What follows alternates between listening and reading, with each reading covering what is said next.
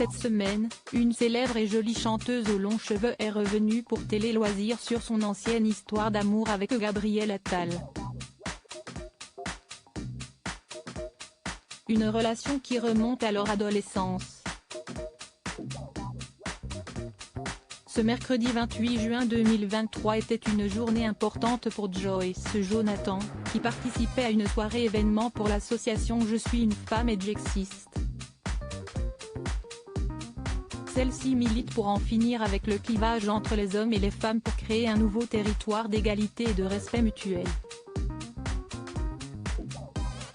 À l'occasion de cet événement, nos confrères de Télé Loisirs se sont entretenus avec la belle artiste aux longs cheveux. Une question a été posée sur son ancienne romance avec le ministre de l'Action et des Comptes Publics Gabriel Attal. Avec Gabriel, on en rigole. Cette relation date du collège, même pas. Si est-il une blague entre nous? Les médias adorent ressortir cette histoire, a expliqué la jolie brune. Pour rappel, elle en avait déjà parlé lors de son passage dans l'émission chez Jordan, en novembre dernier.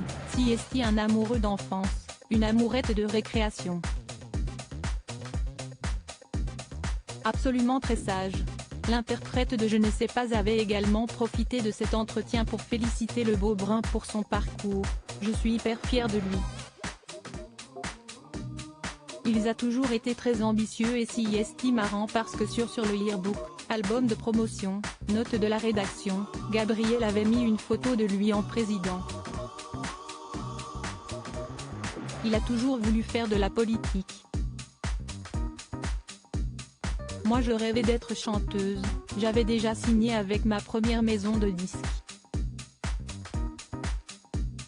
On s'est toujours suivi depuis le lycée. En 2019, c'est Gabriel Attal qui évoquait le sujet dans les pages de Closer, affirmant alors au magazine qu'elle a été l'un de ses premiers amours. Je suis toujours proche d'elle. Elle reste une très bonne amie, ajoutait-il. Depuis, chacun a écrit sa propre vie sentimentale.